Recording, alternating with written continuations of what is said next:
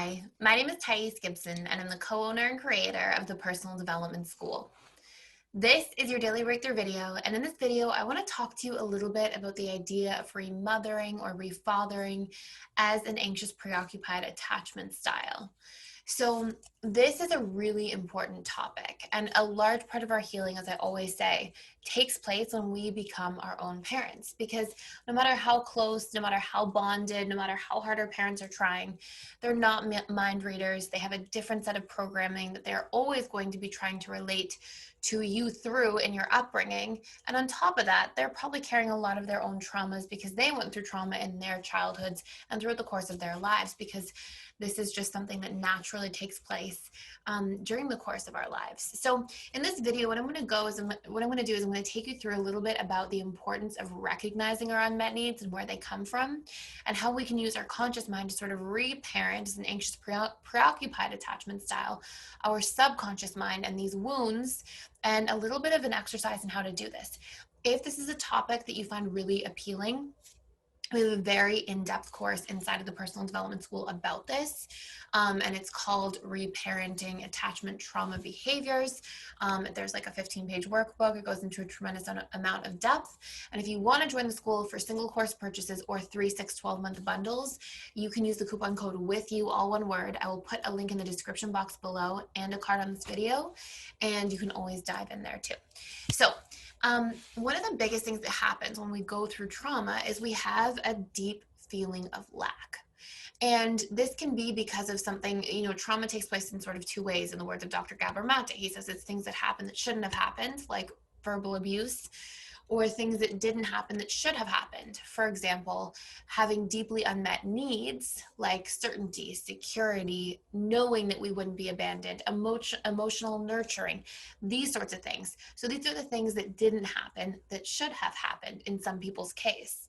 Now, when it comes to the anxious preoccupied individual specifically, we know that some of the biggest core wounds and fears and unmet needs are things like knowing with certainty that you are safe in your relationships, knowing with certainty that you will not be rejected or abandoned in your relationships, and knowing with certainty that you can trust somebody to love and care for you, and you can trust a bond to sustain itself over the course of time. And so what happens for a lot of anxious preoccupied individuals is that because this need is unmet, they grow up and go into their lives and their adult experience, and they are confused and consumed by fears about these things because they didn't have these things properly met in their childhood. And so one of the most important approaches to healing these things is to fill up our cup in the place of lack. And so what does this look like specifically for the anxious preoccupied? Well, obviously it looks like meeting our unmet needs, becoming aware of what our needs are and getting really clear and specific. But some of the biggest things that you can start off with that are going to have the biggest impact are going to be, how do I make myself feel safe?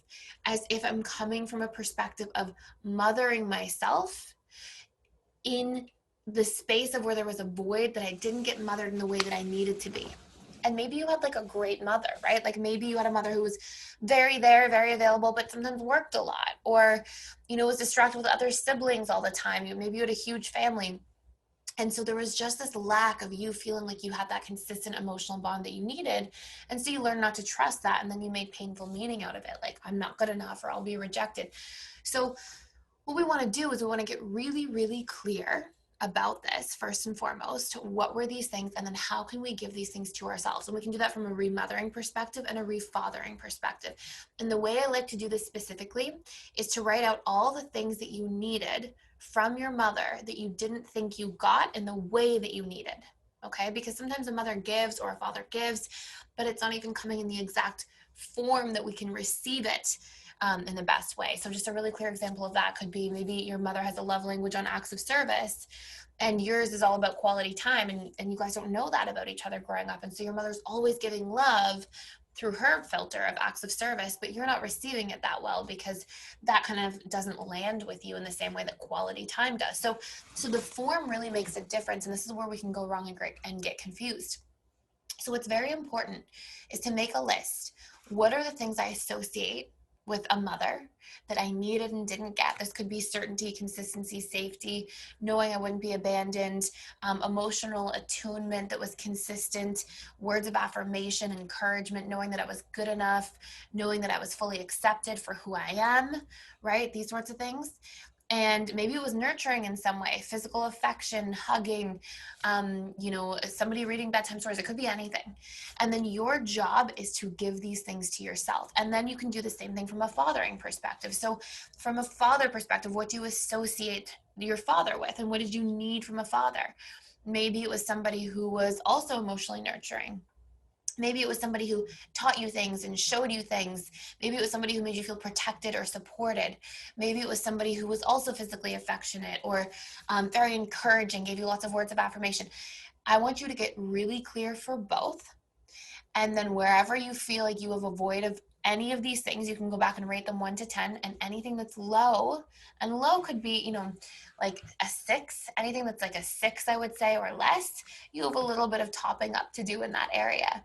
And then you want to create a strategy for how to give these things to yourself. Okay. We do have an advanced needs course as well coming out where we talk about meeting our own needs and how to give these things to ourselves in a lot of detail. And that's an October course. But what you can do is like take the time to really sit with this and brainstorm and like, how would you want mom or dad to give it to you? What would it look like? And then how can you turn that inwards and show up for yourself that way? And another really beautiful thing you can do is like have remothering or refathering statements. So when you feel anxious, when you feel triggered, things like, you're safe right now. Everything's going to be okay. I'm here with you. Like make a list of affirmative statements. It sounds funny, but when your conscious mind consistently repeats this to your subconscious mind, basically this wounded subconscious part is getting loved and supported and reparented through your conscious mind, through your intentional thinking, intentional statements. And over time, as these things fire and wire and elicit an emotional response, this creates new programs, new neural paradigms. And so this is really important to recognize. So I hope that this all makes sense. This is a really important thing to be doing. Please let me know if you have any other questions in the comments below. And thank you so much for being here and for watching. And please like, share, and subscribe if you are getting a lot of value out of this channel. Thank you.